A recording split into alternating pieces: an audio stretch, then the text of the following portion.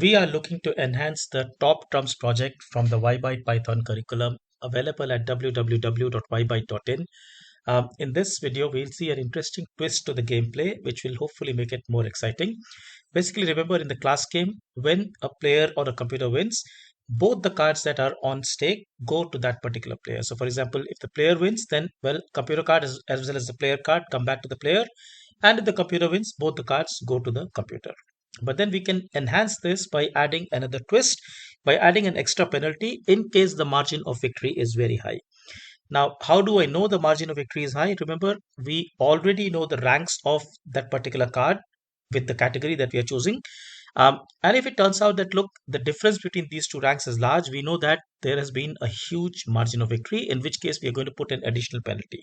Let's just take, for example, let's say my one card is, let's say, rank number one, say Burj Khalifa in case of height, or say Leaning Tower of Pisa in case of, let's say, year built. And my other card is on the other extreme, let's say something like maybe rank number 27, 28, something like that. You'll find that, that's a huge difference, and I can then extract a penalty for having lost it that badly. So that kind of adds a little bit of, let's say, excitement to the game, makes the game faster and hopefully more exciting. So, we already know the player and computer rank. We have these already being displayed. So I just use this function category rank for both of these. And then I define a new variable called additional card exchange. Now here I'm just coming up with a formula. This is, just my creation. You can obviously, let's say do it differently, but all I'm trying to do is that, look, larger the gap, the more the cards should be exchanged. So I'm coming up with this formula that, look, absolute value of player rank minus computer rank.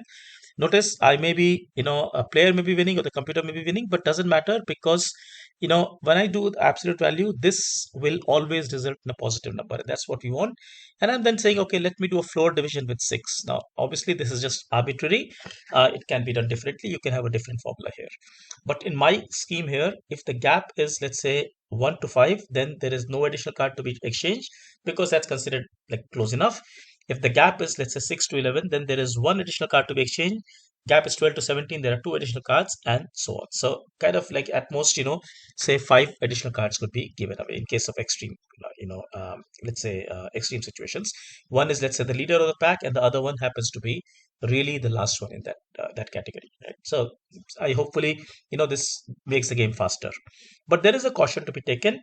Remember, when the losing player loses, at most, you can give away the number of cards that you have. So what does it mean? That if your additional cards is more than the length of the player or computer cards, we will basically exchange all the cards, and hence we need to define a new variable called cards exchange, which is minimum of the additional cards that we just computed and the length of compute cards, or it could be the player card. So I'm just displaying for the player here.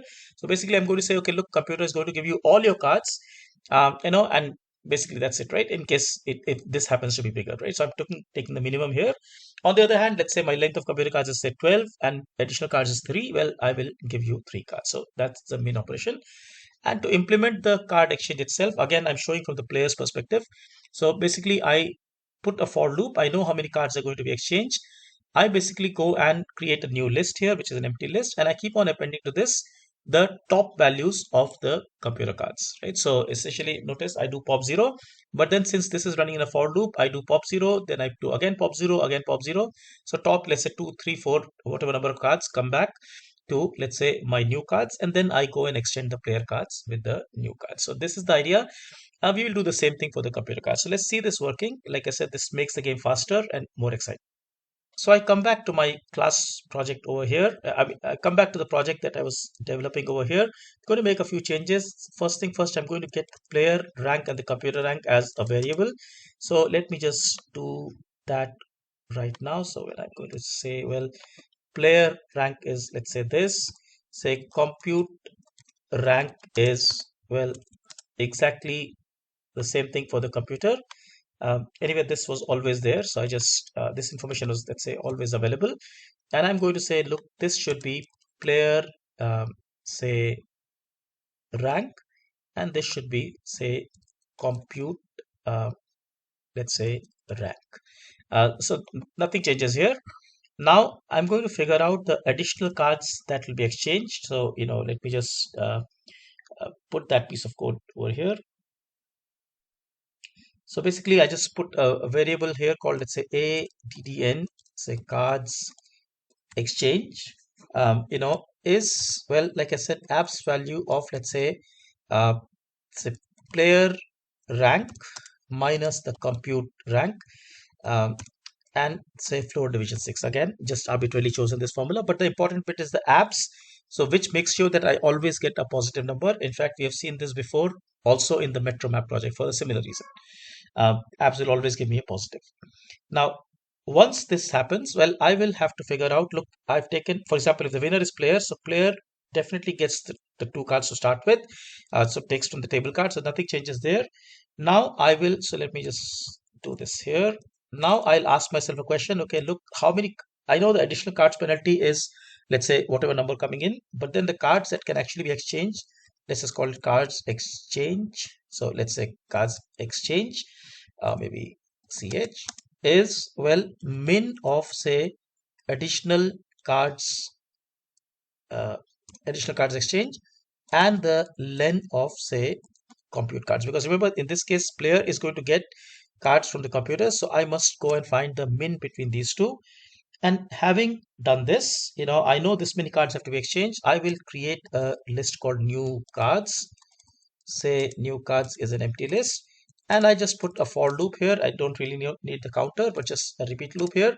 I'm going to say, well, range of, let's say, cards, let's say, exchange, right? So in this range, keep on just populating my new cards list. So I just go and say new cards dot append.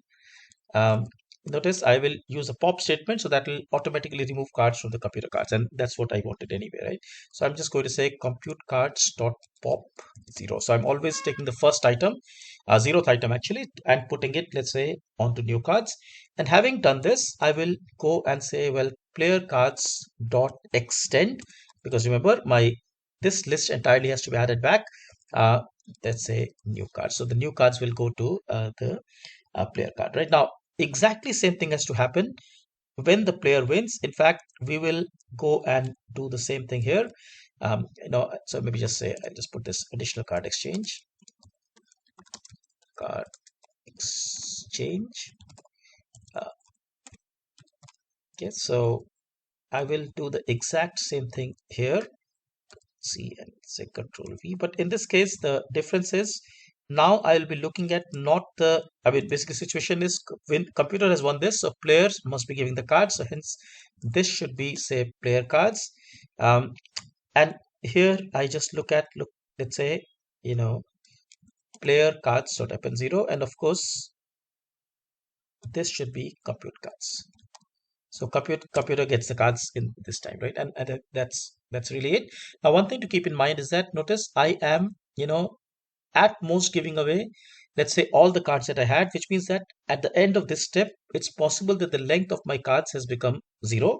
Uh, you know, that's possible, but remember, this condition will catch it, right? So if the player cards of computer card is, let's say, has completely got exhausted, then the game actually gets over.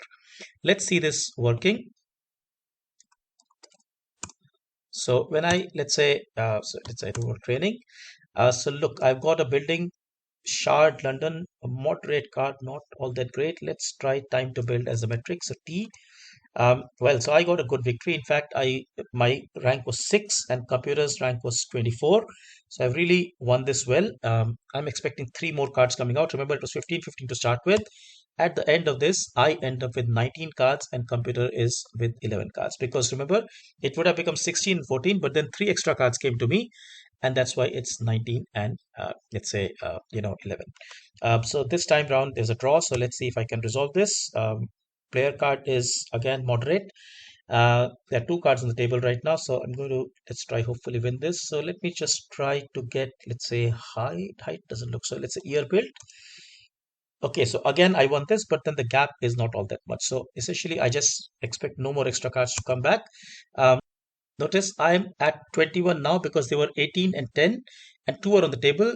One round was played and then all the cards came back to me. So 18 became 17 and then 4 have come back to me. So that's 21. Now computer has won this and there's a huge, let's say, gap in the ranks. So computer is going to get more cards than earlier. So you notice the gap change, right? So it's 17, 13. So basically more cards are being exchanged between both the players, and hopefully the game is more exciting that way, right? Now, in fact, you can build further on this. You can have more conditions where, let's say, more cards are exchanged. The important bit to make sure is that in this process, we do not exhaust the cards, and this minimum is kind of taking care of that situation. I hope this has been interesting to you. In general, building activities, thinking of how we can enhance them, building those enhancements is a great way to learn programming. That is what we do at YByte. Look at our website www.ybyte.in because we learn Python programming through such fun activities. Take care. Thank you so much. Bye bye.